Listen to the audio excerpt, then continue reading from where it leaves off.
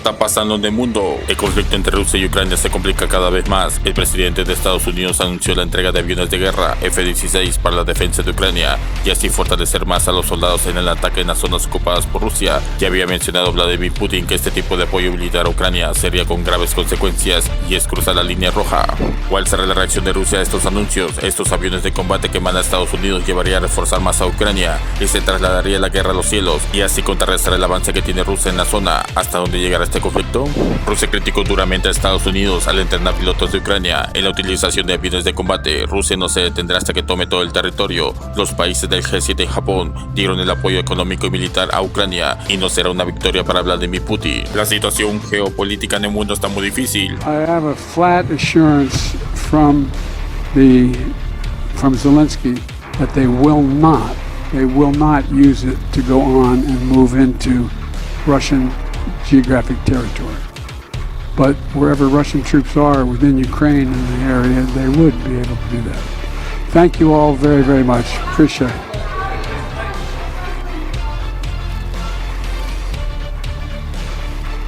It is for Rusia expresó su malestar luego de que países del occidente se comprometieran a avanzar con la entrega de aviones caza F-16 a Ucrania. El embajador de Rusia, Anatoly Antonov, en Estados Unidos, criticó la decisión de Washington de apoyar el entrenamiento de pilotos ucranianos para manejar aeronaves. El diplomático aseguró que el respaldo del país norteamericano nunca ha estado interesado en la paz. Retomamos el contacto con nuestro corresponsal internacional, José Levi. Adelante. Hola Alejandra, realmente son muchas todavía las incógnitas. Se desconoce cuál será la cantidad de cazas F-16 que se va a suministrar a Ucrania, cuándo será ese suministro, cómo se llevará a cabo el entrenamiento. También en Estados Unidos se sabe ahora de los pilotos ucranianos, pero es un proceso que puede ser muy largo, de meses para los pilotos y de más de un año incluso para los técnicos de mantenimiento de estos aviones.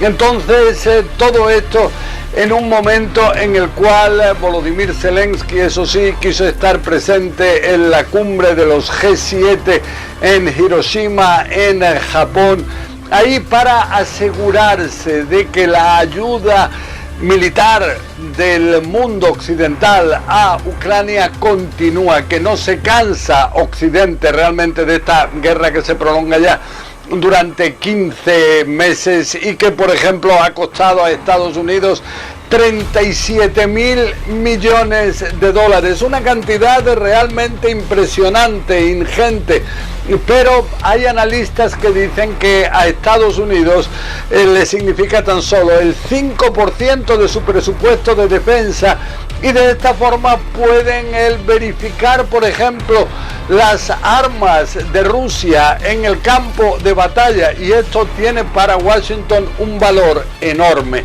Entonces, esto también, más allá de lo que es la defensa de la democracia, el impedir que países puedan invadir el territorio soberano de otros países. Entonces, aquí lo que sí es que Volodymyr Zelensky aprovechó su llegada a Hiroshima para afirmar que lo que ocurre hoy en día, por ejemplo, en Bakhmut, en esta ciudad en el lado oriental de Ucrania, cómo se encuentra esta ciudad virtualmente destruida, es muy similar a cómo quedaron las ciudades de Hiroshima y Nagasaki después de las bombas atómicas que fueron lanzadas en la Segunda Guerra Mundial.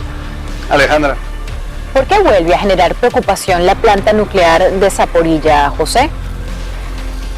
Bueno, vemos aquí que existen los intentos, precisamente de un argentino, de Rafael Mariano Grossi, de intentar llegar a una zona de exclusión de bombardeos que permita proteger a esta planta nuclear que es la principal de Europa, que se encuentra en la región de Zaporilla, concretamente en la localidad de Enerhodar. Hay ahí 6 reactores atómicos y están en medio de las batallas. Entonces esta mañana, de manera temporal, fue uno de los bombardeos, el responsable de que el suministro de electricidad desde la ucraniana Dnipro se viera afectado, y entonces hubo que poner a los sistemas de emergencia internos dentro de la planta para seguir con su suministro de energía que permita enfriar estos 6 reactores atómicos. Pero los temores son considerables de que, si bien ahora se ha podido por 7ª vez el reanudar el suministro de electricidad después de haber sido afectado por los bombardeos, que esto en el futuro pueda llevar a un verdadero desastre. Entonces lo que hace Rafael Mariano Grossi es intentar mediar entre Ucrania y Rusia para intentar conseguir algún tipo de acuerdo que permita impedir al menos ese peligro que realmente causa verdadero espanto en general en el mundo. La situación geopolítica en el mundo está muy difícil. El conflicto entre Rusia y Ucrania se complica cada vez más. El presidente de Estados Unidos anunció la entrega de aviones de guerra F-16 para la defensa de Ucrania y así fortalecer más a los soldados en el ataque en las zonas ocupadas por Rusia. Ya había mencionado Vladimir Putin que este tipo de apoyo militar a Ucrania sería con graves consecuencias y es cruzar la línea roja.